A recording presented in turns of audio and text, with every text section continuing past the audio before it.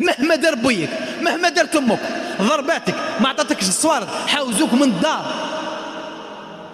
منعك حقك، ما عطاكش، مد لهم كاع وانت ما مدلكش، عطاك كف في وسط الناس، لا يجوز لك باي حال ان تقاطع اباك وامك. انا ارجو هذا الكلام يصل الى كل قاطع. احنا الوالدين نقول لهم ما تظلموش وما ولكن يا سيدي ما هداهمش ربي، نعتبرهم كما والد ابراهيم عليه الصلاه والسلام، يعبد الاصنام ويعبد الكواكب ويعبد النار، وابراهيم يا ابتي لا تعبد الشيطان، يا ابتي اني قد جاءني من علم، يا ابتي لا تعبد الشيطان. وانت الان دير راسك براس بويك وامك. والله جات في بالي درك نمد لكم هذه الفائده، خاطر واحد المفتي في قناه من القنوات العربيه تاعنا اتصل به واحد قال له يا شيخ والله حبيت نسقسيك، الام تاعي راه ساكنه عندي وراه عندها مشاكل مع الزوج وكذا. قال له خطا في السؤال. قال له ما هو ظنه ما فهمش اللهجه، قال له امي عايشه معايا عندي ورانا عندنا مشاكل حبيت نسقسيك. قال له خطا في السؤال. قال له واش قلت؟ قال له قل انا ساكن عند امي في دار، دارك انت، وجات امك من البلاد انت راك ساكن عندها. للاسف عندنا دار عجزه عجبه مولاي يكسر الميكروفون هذا.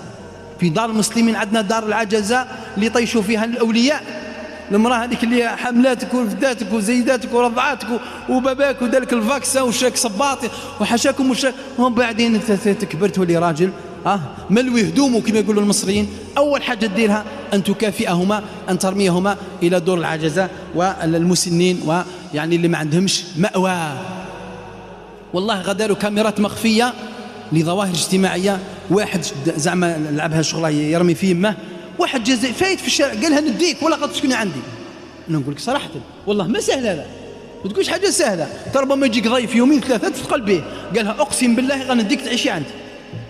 ومن بعدين قالوا له رانا نقصروا، مش نقصروا يعني تمثيل برك باش نشوفوا المجتمع كيف راه يتعامل مع هذه الظاهره. اذا نقولوا باللي هذا الموضوع يا قاطع الارحام وخاصه مع الوالدين ما عندك ولا عذر.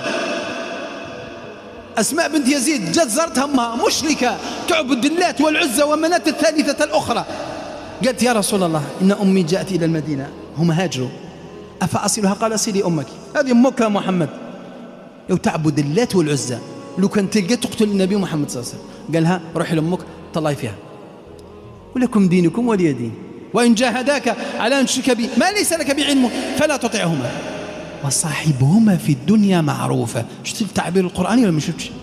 هذا مش قصيدة شعرية ولا. إذن يا قاطع الأرحام سارع، وكنت المبادر، كنت الأول، كنت البطل المغوار، ما تاخذش راي مرتك وما تاخذش راي أولادك وبناتك.